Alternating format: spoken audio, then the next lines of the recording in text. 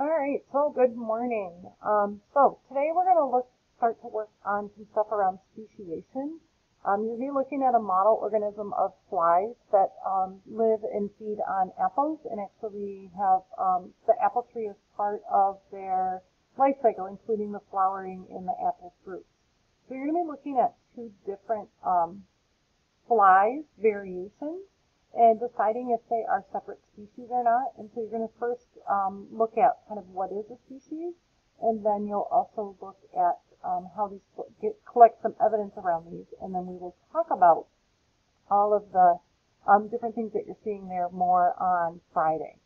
So what you're going to look at today when you get into classroom, you'll have this assignment. You'll watch the video. It's about 5 minutes. And while you're watching, answer these questions. So you might want to do a split screen.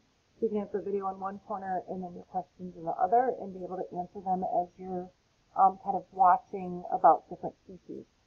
The last question has you thinking about all the model organisms we've looked at so far. So things like the rock pocket mouse, the two pandas that we just finished up, the finches and the sticklebacks, in terms of thinking about them in regards to if we were seeing just variation within the populations or if we were seeing different species. Okay, so you'll answer these questions and then think about finally what might cause a population to become a new species. So what might actually lead to that? Next to this, you'll see for your hour a group of last names. And so you're going to choose the document that has your last name included in it based on the group, and then you're going to open the document. So each one is slightly different. They're all designed to take the same amount of time. If you have the alleles, you're going to be looking at, remember, an allele is a trait for an organism. So you're going to read through this background information. There's two different experiments you're going to look at. Again, we're looking at apple flies and hawthorn flies. It talks about the data that was collected, and then the results are summarized in the table on this Google Sheet. Okay. So what you'll then see is on the Google Sheet is some data. This is a sample of what you're going to do. You're going to create pie charts, one for the apple flies and one for the hawthorn flies. The colors will always be in the same order, with A being blue, B being red, C yellow, and D green. So when you click on it, what you'll see for the actual data sheet is there's 4 genes. So you'll have gene 1, 2, 3, and 4, and you'll have this data. So to make the graph, you're just going to grab the allele, highlight across the table, and then you can click your chart.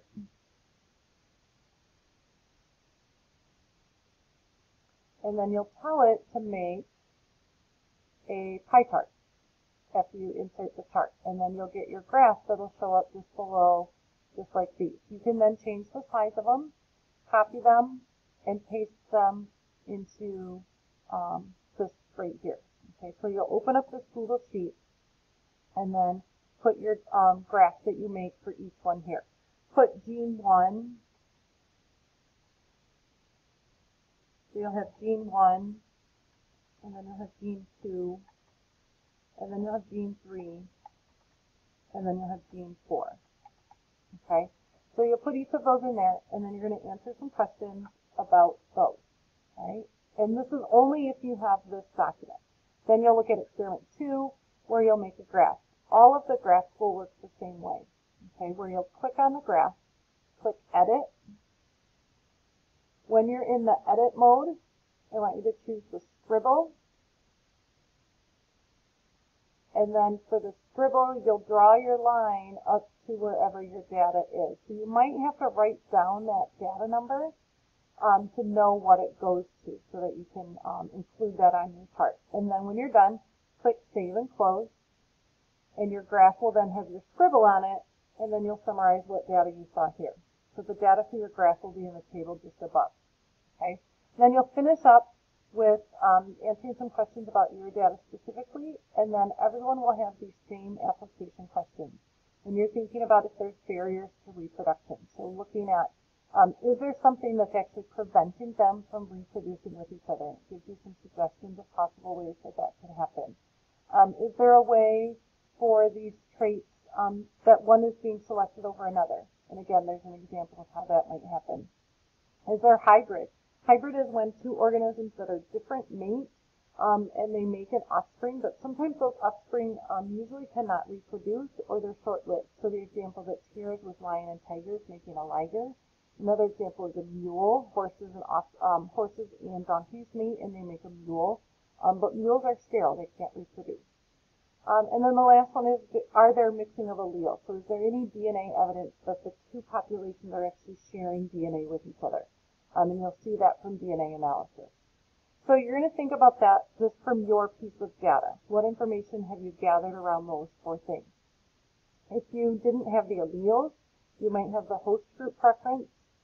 With this one, there's just 3 different pieces of data to look at. So you'll look at experiment 1, summarize what's happening, look at experiment 2, that's where you'll make your graph, just like I showed before, where you click the edit, get the scribble tool, and you'll graph this data. And then there's a third experiment down underneath, explanation questions, and then those same application questions. And then the third one is similar with this life cycle and timing, where again, you have some background information looking at the life cycle and the timing that's happening with reproduction. You've got some data that's here, talk about how they collect the data, to summarize what it tells you. The second procedure is where you'll make a graph. Again, click the graph, use the scribble tool, draw in your bars, and then there's a third experiment where you're summarizing the information that's there. Again, final explanation, and then the same 4 application questions. Okay, so find your name next to your group. That's the one that you'll do, and then that's where you'll end. So notice that this is day 2, so that's where we'll start on Friday. So I hope you have a great day, and let me know if you have any questions, and enjoy the day.